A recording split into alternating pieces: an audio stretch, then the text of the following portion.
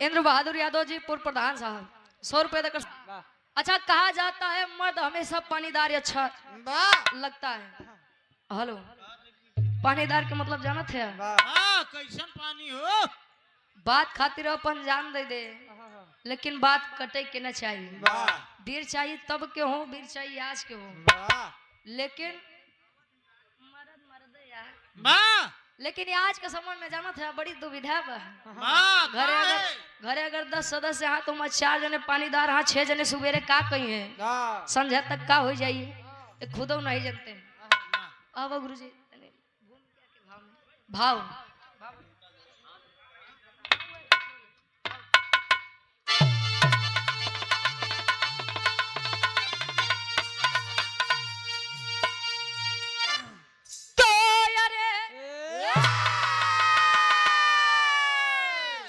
जौहर का बजता बिगुल जंग में रंग लाती थी लोरिक की थी जब जवानी। रक्त की बूंद में खून है खून का, अरे तलोरी के लइका या भोरी के कहानी।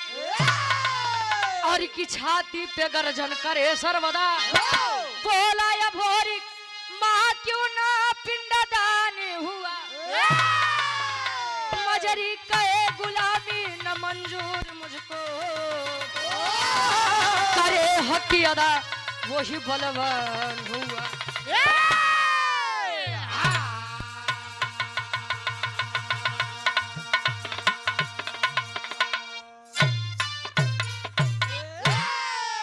अरे तो जंग जौहर का बजता बिगुल जंग में रंग लाती थी लोरी की थी जब जवानी।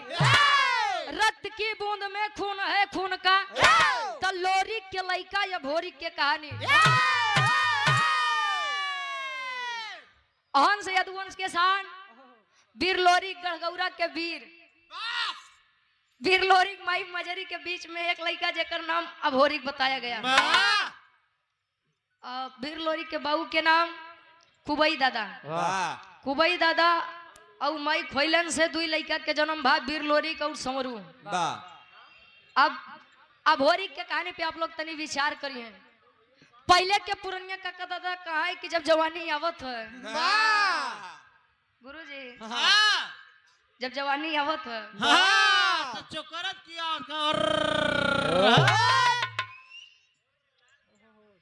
तुम्हारी आए रही का यार। अबे बा वीर अभोरिक बाल्यावस्था से जब किशोरावस्था में प्रवेश किया, यानी लइकई से जब ओकरे जवानी आए 21 वर्षीय बालक जब हुआ तो माई दुर्गा के चौरा पे बैठ के रोज पूजा आराधना विनती इबादत करे। एक दिन माई दुर्गा से एक सवाल करत बा, कैसे इतनी मिजाजी गजल लगत बा।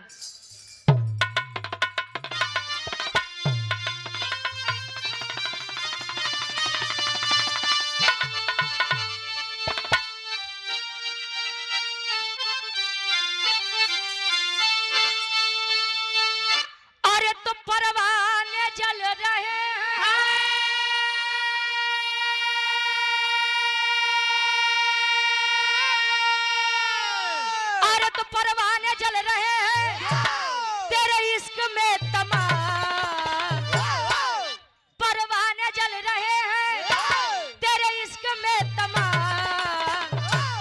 जानम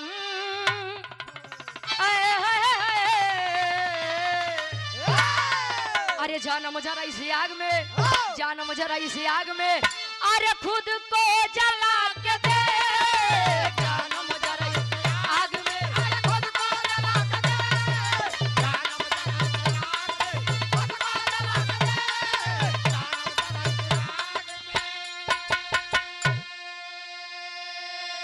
लेकिन एक लाइन वीरन खातिर, अरे तो बोला है वीर बघेला,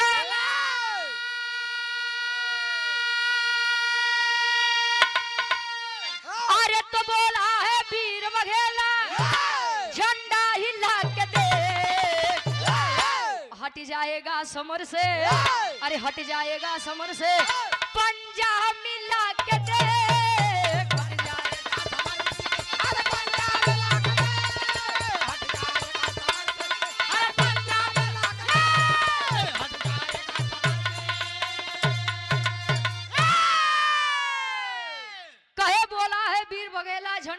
के देख, हट जाएगा समर से तू पंजा मिला के। दू चार ठे कुकुरा लाई के अगर दूरी से बड़का भौंका के हम ही बड़का वीर है।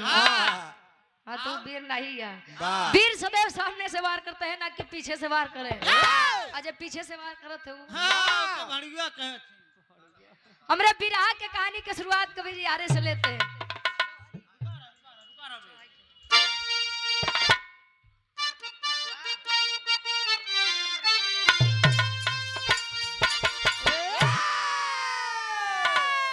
अरे तो एक दिन मजरी माता से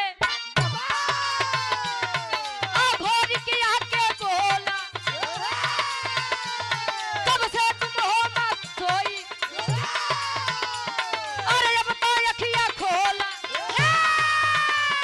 जब पिताजी मेरे सानी तलवार हाथ में साजे, दाहिने जिनके माँ दुर्गा, अरे माता रही बिराजे, रणदंगल में जब जाते तन से बहे पसीना, समझन के अंदर मुश्किल करते थे जीना, कभी चुनौती सहते जो सहते वह कमीना।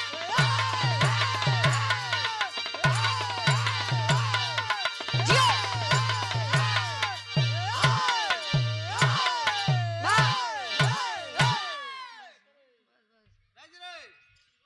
पहले और क्या के बोला, माई दुर्गा के चौरा पे बैठ के पूजा आराधना विनती इबादत करे।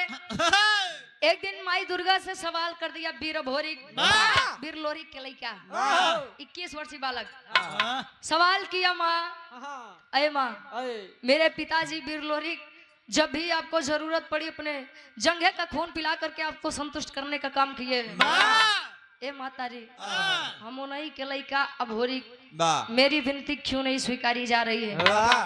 माँ दुर्गा प्रकट हुई, कहीं बेटा ये भोरी मैं तुझसे जरा भी परेशान या तुझसे जरा भी नाराज नहीं हूँ, मेरी तो बस एक ही तकलीफ है। कौन तकलीफ? तुम्हारे पिता वीर लोरी मेरे इतने बड़े भक्त थे, जहाँ पर वीरताई की बातें आ जाए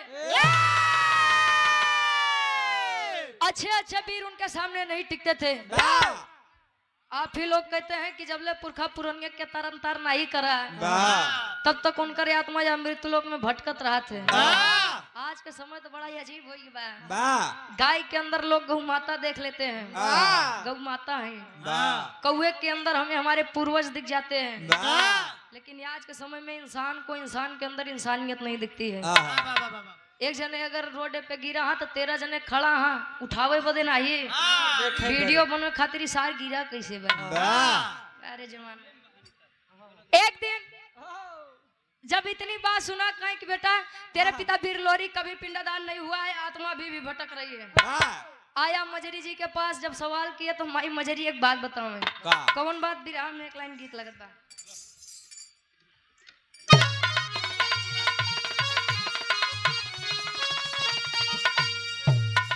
अरे त झूलनी पे उड़नी, अरे त झूलनी पे उड़नी, आई जहाजिया उड़ा दो, आई जहाजिया उड़ा दो, हमार पाइजे बड़ा जहीरा जला दो,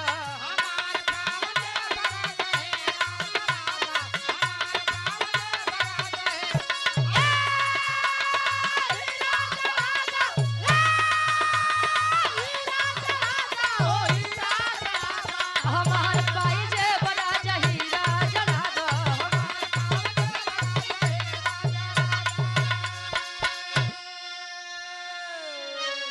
वीर भोरी से मजरी कहे कि बेटा पिंडदान तो हो जाता, लेकिन पिपरी का राजा सुरपति यदि यह जान जाए कि कोई आया है पिंडदान करने के लिए तो पहले उसे युद्ध करना पड़ता है।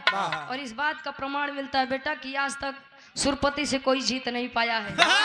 वीर भोरी वीर जब सुना खड़ा हो गया, कहे माता जी ए माई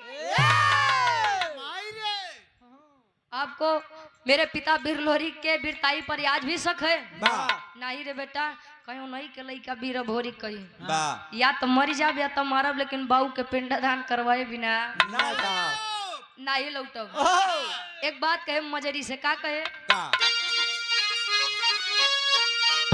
अरे तबीरताई क्या मरे, अरे बीरताई क्या मरे, हाय तिलकिया लगाव, हाय तिलकिया लगाव, हमार माई हमके रण में पठाव।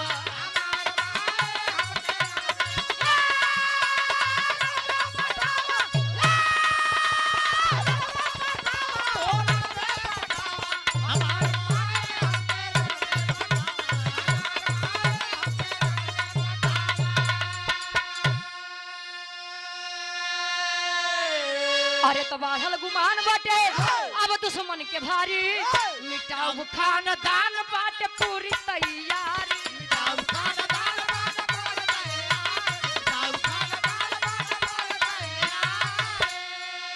अरे तो ममता के प्रीतिया, अरे ममता के प्रीतिया तू मन में जगावा, हमार माई हमके रण में पठावा।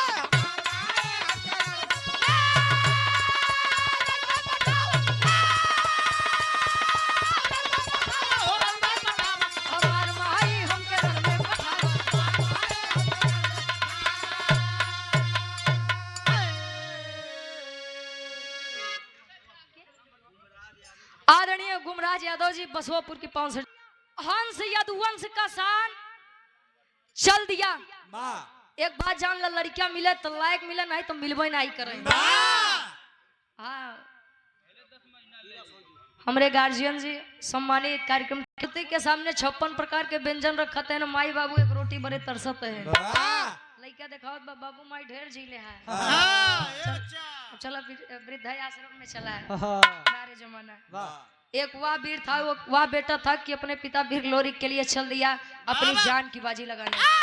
बनारस के धरती पर जब आया, काशी घाट के किनारे एक पंडित से मुलाकात होत बा।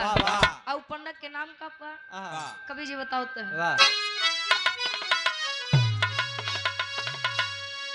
बिरहा जगत के बहुत ही अच्छे कवि हैं श्याम। 5 साल 7 साल 9 साल 11 साल 13 साल 15 साल 17 साल 19 साल 21 साल 23 साल 25 साल 27 साल। हाँ जाबे नहीं करे ना। फिर भी लोगों में बर्दाश्त करने की क्षमता होती थी। जब गौना के दिन पड़े तो दुल्ही बेचारी डराए, हमका सास ससुर कैसे मिली हैं, हमका हमार दुल्हा कैसे मिली। आज के सास ससुर बेचारे डराते हैं कि हमका पतो हो कैसे मिली। पता ना महीने 6 महीने साथे रह दे कि नहीं। और उनसे ज्यादा तो भैया लोग डराते हैं कि हमका दुल्ही कैसे मिली। पता ना जिए दी की नीला ड्रम में भर दे। दुल्हिया कहा था कैसे, जब वो करे गवना के दिन पड़ा तब अपने सखी सहेली से बतावे।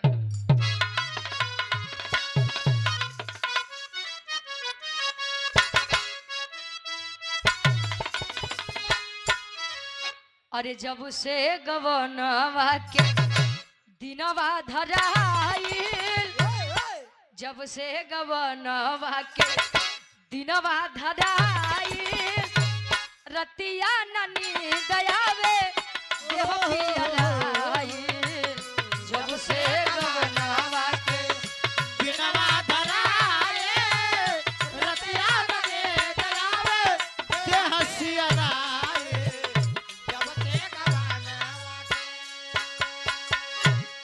लेकिन 21 वर्षीय बालक करता है, अरे करे पिंडदान भोरे बनारस में आया, शशिधर पंडा से बात लड़ाया।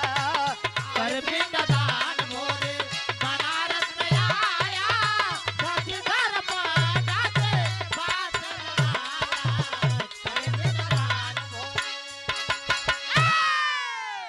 मुलाकात हुई, पंडा का नाम शशिधर पंडा बताया गया। पंडा जब देखें एकदम सुबेरे सुबेरे वीर भोरी का पूछता हूँ, बच्चा कहाँ से आए हो इतनी सुबह सुबह? कहाँ से आए हो? कहें बाबा गढ़गौरा से आया हूँ, मेरे पिता वीर लोरी, मैं उनका बेटा अभोरिक हूँ। वीर लोरी का नाम सुने कहें वाह बेटा वाह, वाह बच्चा वाह। बाबू तार मुर्दा रहे बेटा, तू कैसे पातर हो गए? क्या बात। कहे बाबू तार इतना बरियार वीर रहे ने कि आज तक अच्छा वीर उनके सामने नहीं टिका। का बात बा? कहे दुख की बात है बाबा, मेरे पिता वीर लोरी कभी संसार में नहीं है। ओहो, बड़ी दुख की बात है बेटा। जो शशिधर पंडा अभी बखान कर रहा है, और जब इतनी बतिया सुना कि हमारे बाबू के पिंडा दान करे, तब ले पीछे काट बा ए बच्चा अब तू चाहे लोरी के बेटवा हुआ, चाहे बेनी को चाहे राजू के क्यों के बेटवा हुआ, आप पिंडा दान नहीं करवाऊ। क्यों? कहीं जाए तो बेटा बेतार खाए खेले के उम्र बा, जा खेला और खा, हमका बीच में न परेशान करा। ना ना, मुझे पहले कारण बताइए तब बतावे शशिधर पंडा का।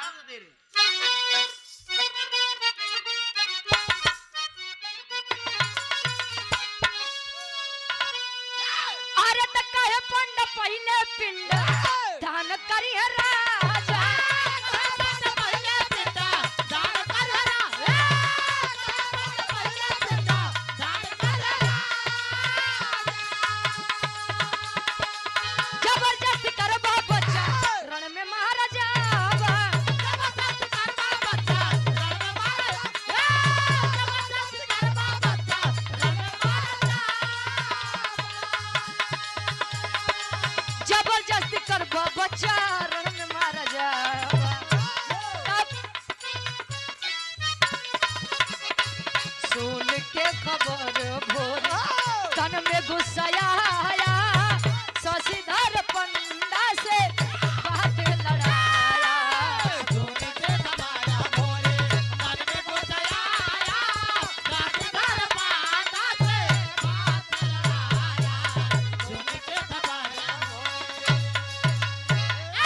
राजा सुरपति ना तुहे जिए दी ना हमें जिए दी। कहीं मतलब कहीं अगर जान जाए बेटा कि तू पहले पिंडदान करे आओ हम करवाए तो न तुहार सुनी ना हमार सीधे यार पार मारी डाई बेटवा देखा हम अपने मेहरारू के एकलौता मरद है जाय दे कहन बाबा देखा तू धोखा करत है गद्दारी निकाल के तलवार गर्दन पर रख दिया।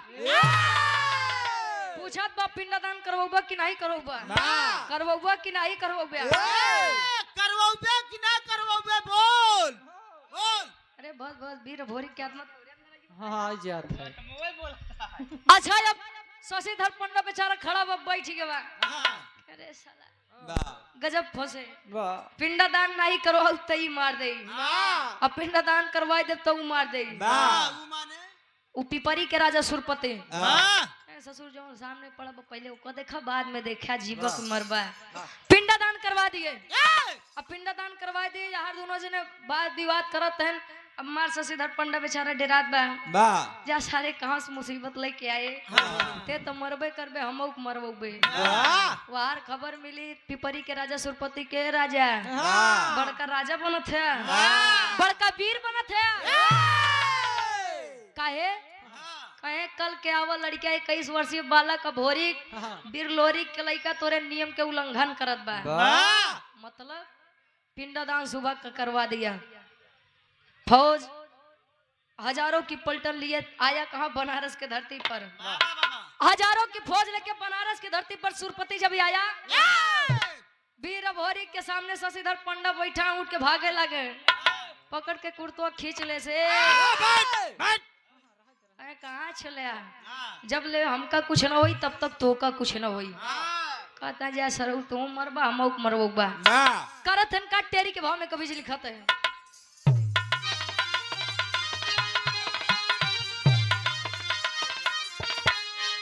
अरे राम जवानी जंगी जूझे जमके, अरे जवानी जंगी जूझे जमके तलोरिक पूत या भोरी कहे मिटाऊ हमके, अरे हो हमके, अरे हो हम।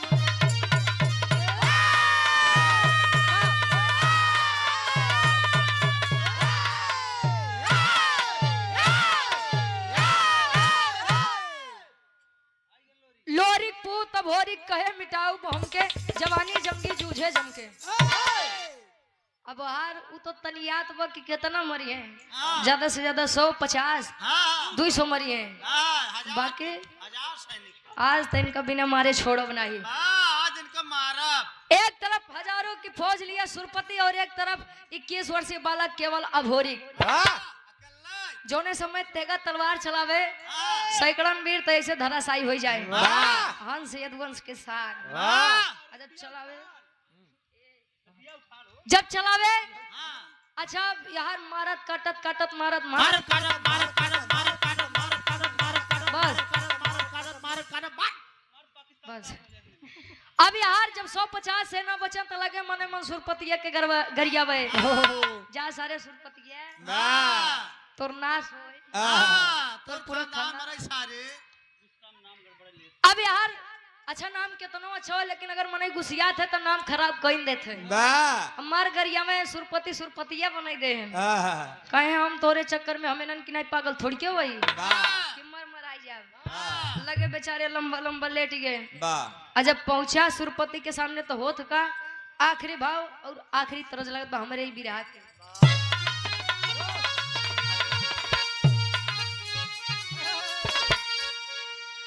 अरे तसासु मारे तनवा अरे सासु मारे तनवा आई नदिया मारे तनवा रे तनवा आई हो मारे कि तनवा आई हो मारे त हमरे भैया के सरवा रे तनवा आई हो मारे ला त हमरे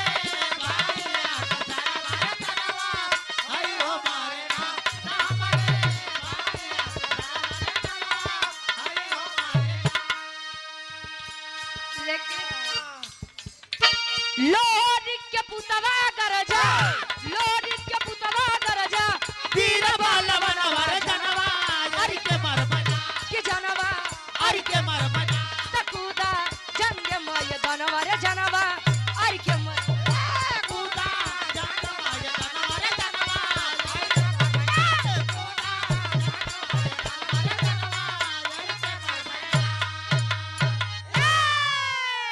पहुंचा सुरपति के पास घोड़े पर सवार सुरपति पकड़ के कॉलर नीचे खींच लिया उतर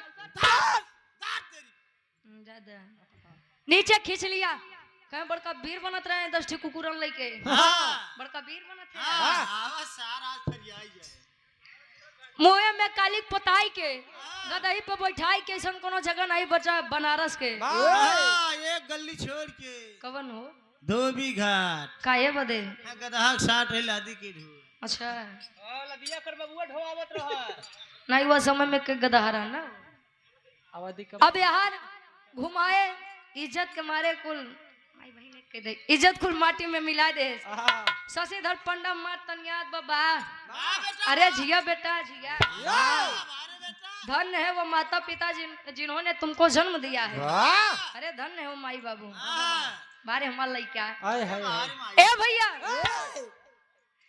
अब यार मार अभोरी के बखान करत बा और सुरपति के एक बिटिया जेकर नाम केवलापतिया बताया गया केवलापतिया वीर अभोरी के वीरताई पर वैसे ही प्रसन्न थे मुग्ध थे आज जब सुने कि हमारे बाबू का इज्जत माटी में मिलावे वाला और क्यों नहीं बल्कि वह अभोरी कहे केवलापतिया जादू के विषय में बड़ी जानकार रहे हाय हाय तो एक काम करत है जब बनारस के धरती पे आई तब पापड़ के भाव में कवि जी लिखाते हैं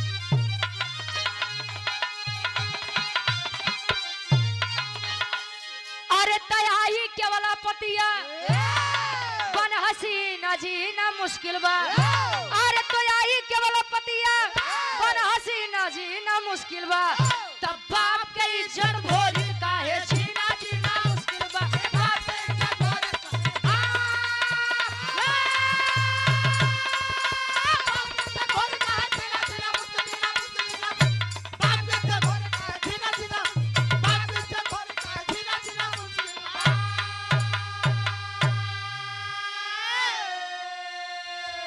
अरे त जादू चलाई दिहली सुगना बनाई हो पिजरा में कैद कई के पिपरी लेके आई हो अरे कहे कुंवारी जी अब नहीं तारा बिना जीना मुश्किल बा तब बाप के इज्जत भोरी काहे अब छीना जीना मुश्किल बा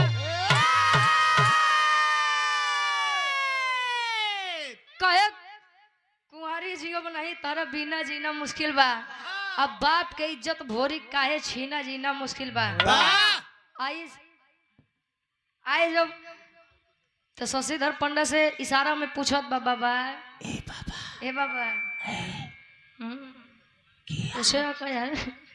पूछत बा के आ उबीर के आ कि जोन हमरे बाबू के तना दिन के भनी बनाई इज्जत कुल नाश कर दे।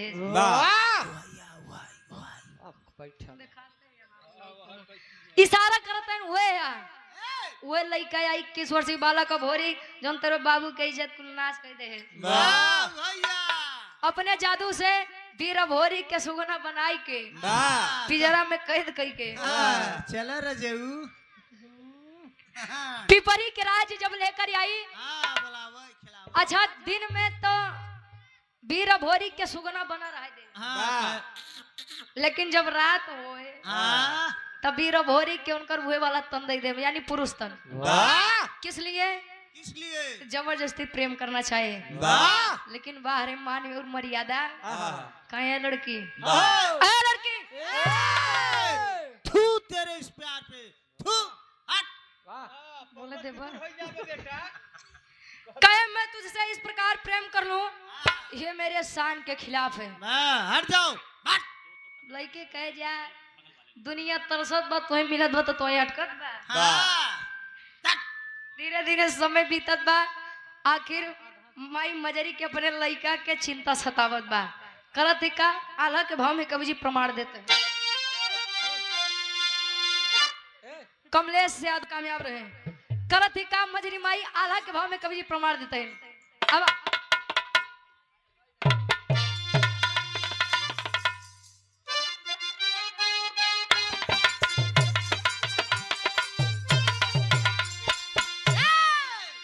अरे तत्तड़ पेली मजरी महता गौर के नगरिया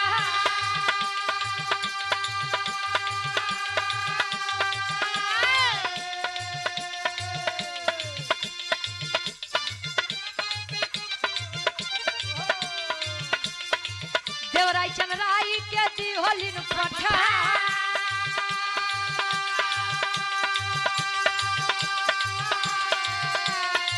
धीरे धीरे आई गई रे काशी के धरतिया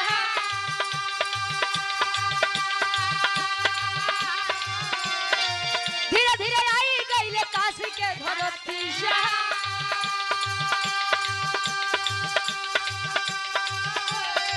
शशिधर पंडा हो गइलन बेटा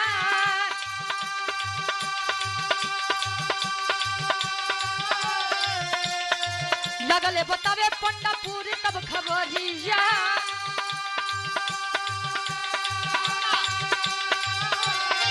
लगले बतावे पंडा पूरी तब खबरिया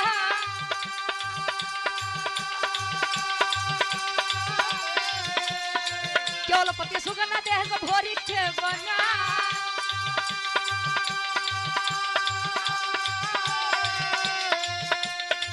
माई के बोलाई ले दुनहु हो बीरावा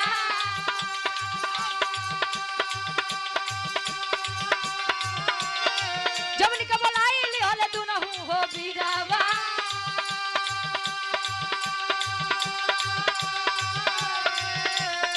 झूमी झूमी जोगी बन के भजन रहेगा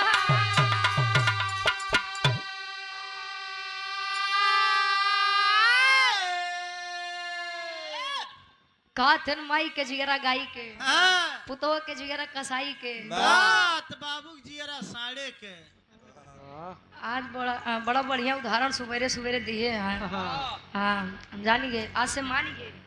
हाँ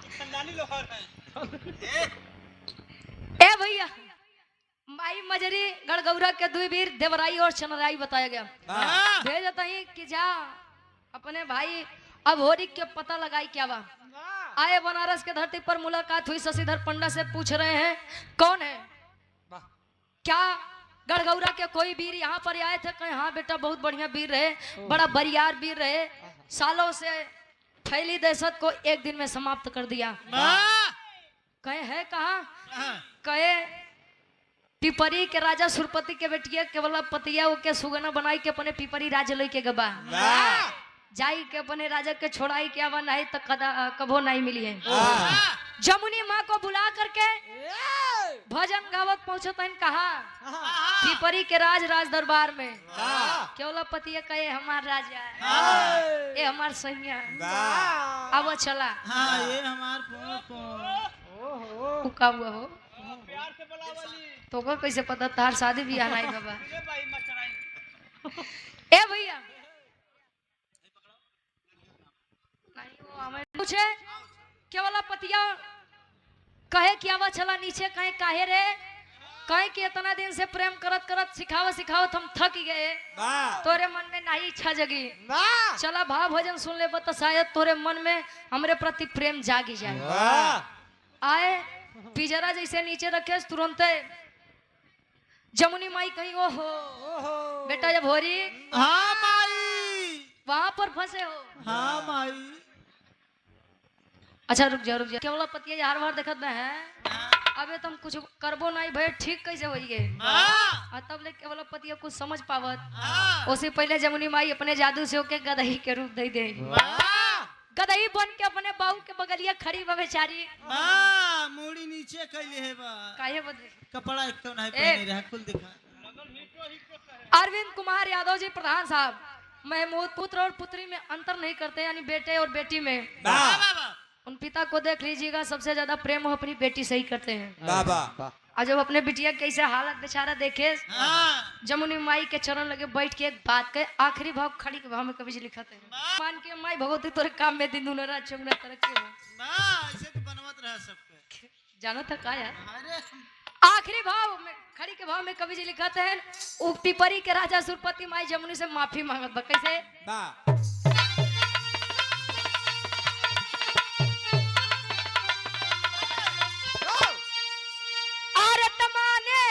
गलती जमुनी के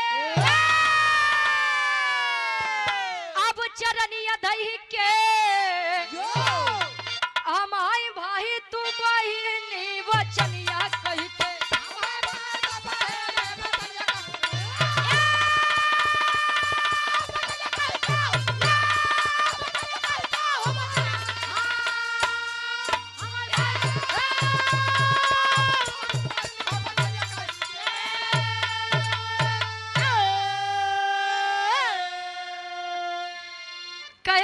गलती जमुनी के चरनिया धई के हमारी भाई तू बहिनी वचनिया कह के तू हमार बहन समान हम तोर भाई समान तोर भाई समान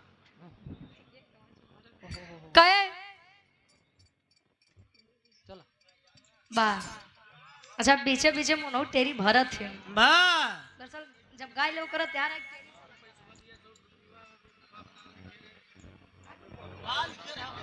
रे जाता कहे हमरा गलती के सजा हमरे बिटिया के नहीं दे वीर भोरी मार घुसियाते हैं के छोड़ब नहीं एके छोड़ब नहीं एक सारे तीनों काट ले का गोड़ हाथ मुड़ी और का तीनों काट आ तो पूरा बोला करे यार और का काटी सका वीर भोरी कह के नहीं छोड़ब जमुनी माई कहीं बैठ जा बेटवा बैठ जा बैठ पहले तुम्हारी बात सुन ला कहे माई हमें एक के शर्त पे छोड़ब कहीं कवन शर्त कहने कर बिटिया केवल पति हमके बड़ा प्यार करत है प्यार एक कह दे अपने बिटिया के शादी हमसे करवाई दे हम एक खुशी खुशी छोड़ दे प्यार के मतलब नहीं जानता का नहीं कहाँ मिले थे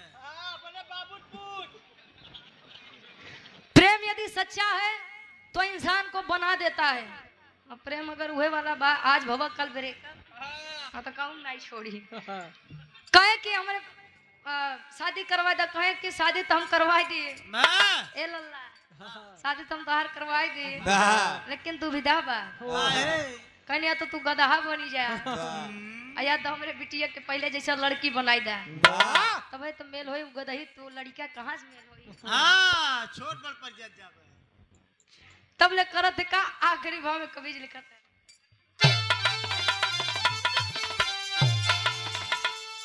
अरे केवल पतिया भोरी के हो गईली हो शादी हो त शिव भोरी पैदा भइले पिपरी मिली आजादी हो शिव भोरी पैदा भइले शिव भोरी पैदा भइले पिपरी मिली आजादी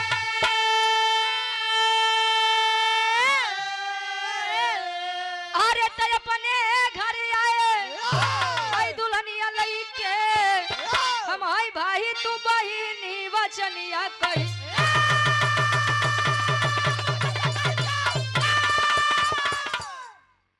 केवल पतिया भोरी के हो गई हो शादी हो केवल पतिया और भोरी के शादी हो गई गढ़गौरा में वापस आए समय बीता दोनों के सहयोग से एक लड़का के जन्म भा वाह जेकर नाम शिव भोरी बताया गया वाह संजोग से संजोग से ना संयोग से मिलन से वाह बच्चे का नाम शिव भोरी बताया गया वाह कुबई दादा माई खोइलन के बीच में दो लड़का वीर लोरी का वीर संवरू वाह वीर लोरी का और मजरी माई के बीच में एक लड़का जेकर नाम अभोरिक बताया गया वाह अभोरिक की शादी केवला पतिया से हुई अभोरिक और केवला पतिया के मिलन से एक बच्चे का जन्म जिसका नाम शिव भोरिक बताया गया वाह 4-5 खानदान इकट्ठे बताओ ये अहिरे वंशावली है यार, जनता ने कहा। आखिरी में खानदान का परिचय बा गुरु बिहारी गुरु गणेश गुरु रामलाल मुरबा का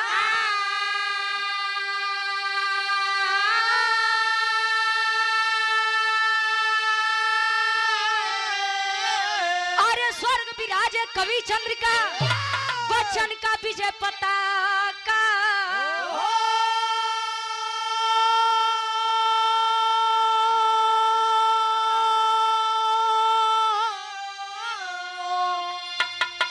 अरे चतुराई अरे जवानी जंगी जूझे जमके बोलो बंसी रुचि बरी काना पे पानी जवानी जंगी जूझे जमके